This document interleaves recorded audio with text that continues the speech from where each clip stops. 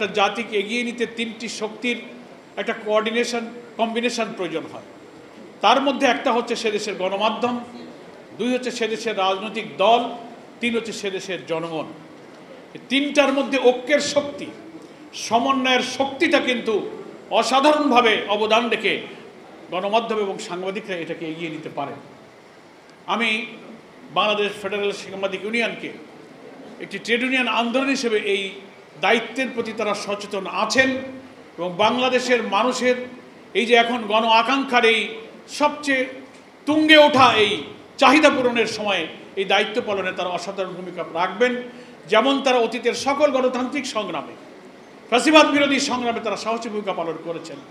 এ পর্যন্ত 68 জন সাংবাদিক নেতা জীবন দিয়েছেন। ফ্যাসিবাদ বিরোধী সংগ্রামেও তারা 6 জন শাহাদাত বরণ করেছেন। এটা বাংলাদেশের ইতিহাসে ফ্যাসিবাদ বিরোধী আন্দোলনে স্বর্ণাক্ষরে লেখা থাকবে। সম্মানিত বন্ধুগণ, আমি মনে করি যে আমাদের সামনে আজকের দিনে, আমি এটা দুর্ভাগ্যই বলবো, শুধু বাংলাদেশ না সারা পৃথিবীতে মূল সাংবাদিকতার যে লক্ষ্য, সেই লক্ষ্যের দিকে আমরা কিন্তু সবাই স্থির থাকতে পারছি না, আমরা চলতে পারছি না। এখানে অনৈতিকতা, সুবিধা, স্বার্থ আমাদেরকে ঘিরে বলে এই পেশার মর্যাদা সম্মানকে ক্ষুণ্ণ করছে। আমরা দেখতে পাচ্ছি বাংলাদেশের সাংবাদিকতার দিকেও যদি তাকাই, বিভিন্ন গণমাধ্যম, সংবাদপত্রের মিডিয়া হাউসগুলো যেন কোনো ব্যক্তির, ব্যবসায়ীর বা কোনো পুঁজি মালিকের পুঁজি রক্ষা, কোনো রাজনীতিকের রাজনৈতিক স্বার্থ রক্ষা, অর্থনীতি এবং দুর্নীতি লুটপাটের পাহারাদার হিসাবে অনেক কর্পোরেট হাউস গড়ে উঠেছে। মিডিয়াকে তারা সেই স্বার্থে ব্যবহার করছে।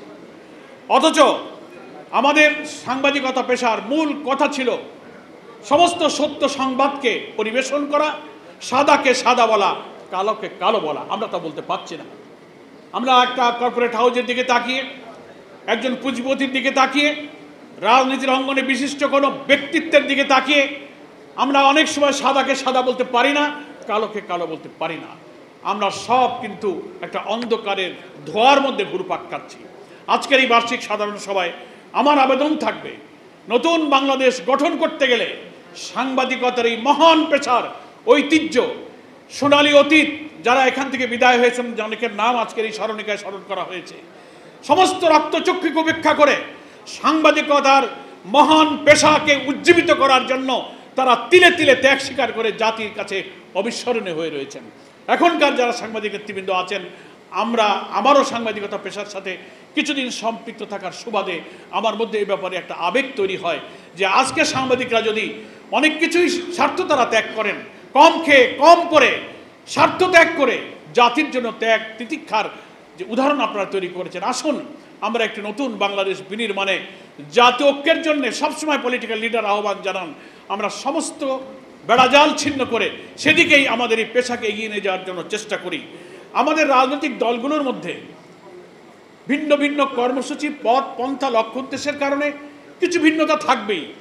অনেকে বলেন, এই টেবিলে বসেও কথা হচ্ছিল, ফখরু ভাইও বলছিলেন একই কথার সাথে আমি একমত, যে সব কিছুই এক হয়ে যাওয়া সম্ভব নয়, এই কারণে যে প্রত্যেকটা দলের তো একটা কর্মসূচি, লক্ষ্য উদ্দেশ্যের ভিন্নতা থাকে। কিন্তু এটাও ঠিক যে কিছু কমন ইস্যুতে একটা ন্যাশনাল কনসেনসাস থাকতে হবে, যাতে জাতির কঠিন সময়ে আমরা রাজপথে ফ্যাসিবাদ বিরোধী আন্দোলনের মতো একটা সময় দাঁড়াতে পারি। তার মধ্যে প্রথম হচ্ছে যে আমাদের এই বাংলাদেশকে আমরা একটা corruption free country, corruption free একটা ইকোনমি হিসেবে গড়তে চাই। এ ব্যাপারে তো বিএনপি, জামাত সহ কোনো দলের মধ্যে তো দ্বিমত নেই। দুর্নীতিকে আমরা প্রশ্রয় দিব না। দুর্নীতি দমনের কমিশন, কালকে সরকার প্রধান উপদেষ্টাও বলেছেন যে আগামী নির্বাচনে দেশকে যদি দুর্নীতিমুক্ত করতে চান, তাহলে দুর্নীতির সাথে যাদের সম্পর্ক তাদেরকে না বলুন।